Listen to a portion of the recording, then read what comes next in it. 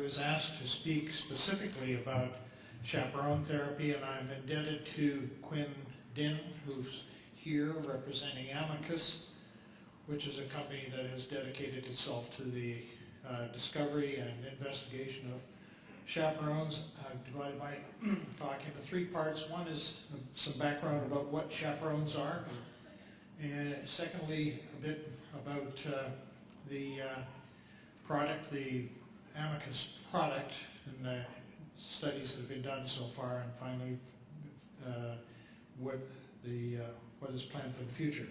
I emphasize I am not here to sell drug. I'm here only, I mention the drug only for illustrative purposes. It happens to be an exciting development in treatment, but I'm not an employee of the company, nor do I receive any remuneration for anything I say today.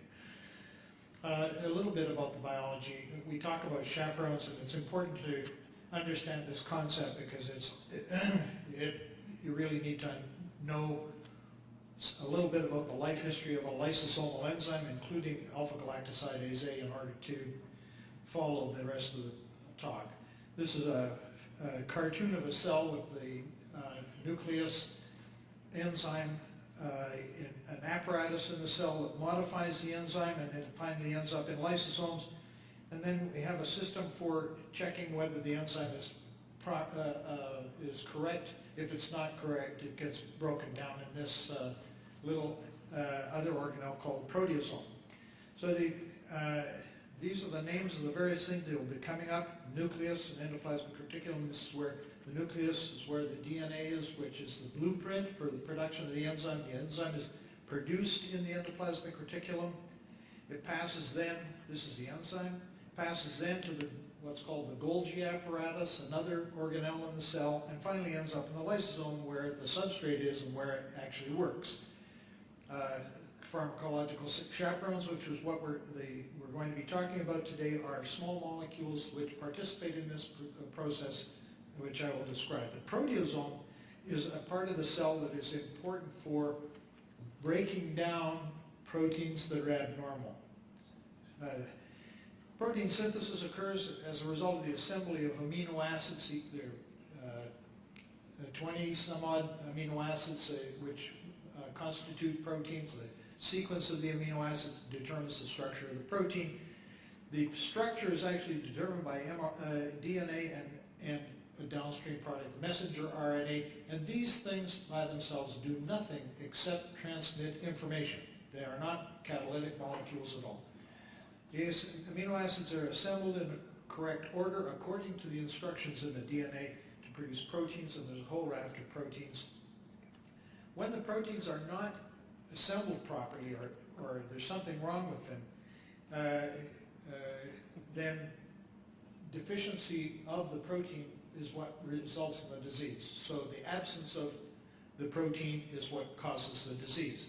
In the case of Fabry disease, the protein is alpha-galactosidase A. So alpha-galactosidase A is a protein synthesized, like many other proteins, according to a blueprint in the nucleus by the alpha-galactosidase A gene.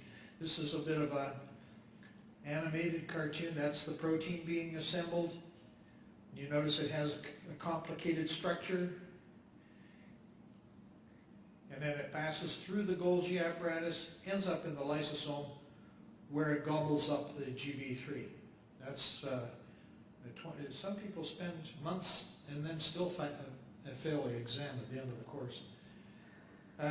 If the protein, however, has an error in it, and the error is the result of a mutation is in the DNA, so the error in the DNA produces an error in the protein, which is shown here as an incorrect amino acid, the wrong amino acid in that position. Then the protein becomes misfolded and unstable and does not get into the Golgi apparatus. In fact, the quality control system, the enzymes are unstable. They may not meet the quality control requirements. We use industrial terms, but of course it's a biological concept, and they never end up in the lysosome, so the lysosome accumulates the GB3. That's why Fabry disease is called a lysosomal storage disease. The GB3 accumulates within those little sacs called lysosomes. So this is another representation of the same thing. So instead of the enzyme going into the Golgi and then into the lysosome, where the substrate is accumulating, it becomes misfolded or aggregated and is broken down by this other organelle called the proteasome back to the amino acids, so those amino acids can be used again. So the proteasome is an important part of the cell for clearing out abnormal proteins, including those that are abnormal as a result of mutation. Now, what is really important, one of the important concepts here is that the misfolded enzyme, if it were able to get to the lysosome, may have normal function.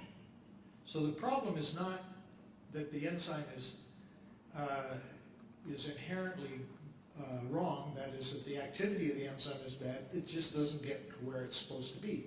So it's like you being in Halifax, the gas station being in Truro, and you're in Truro, if you can't get gas in Truro, you can't get to Halifax. So if the enzyme is unstable and doesn't get to the lysosome, then it this shows the misfolded enzyme that may have some residual enzyme activity. Sometimes sometimes the activity is normal. Many individuals who have lysosomal diseases have the disease as a result of this misfolding of the enzyme. Not all, and that's rather important. But the misfolding results in the enzyme being degraded prematurely, so it never gets to the lysosome. So if there was, the corollary of that is that if you could stabilize the enzyme somehow, if you could protect it from being degraded so that it could get through the Golgi apparatus to the lysosome, then it might work. Pharmacological chaperones are drugs, chemicals, small molecules, which function to protect the enzyme from being degraded. So there are three types of chaperones. They're called chaperones because they protect the enzyme from being degraded.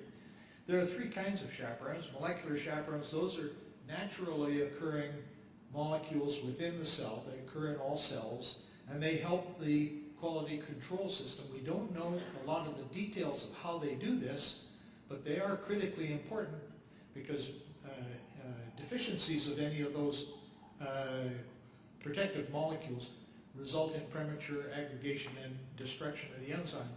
Chemical chaperones are ordinary chemicals. The discovery of chaperones in part was a result of the discovery that simple chemicals like galactose, the sugar galactose, or dimethyl sulfoxide, which is a cryoprotective agent, or glycerol.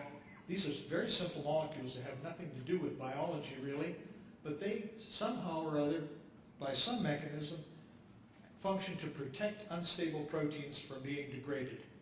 The trouble with them is, as in terms of therapeutic use, is that, well, in the case of dimethyl sulfoxide, it causes terrible headaches.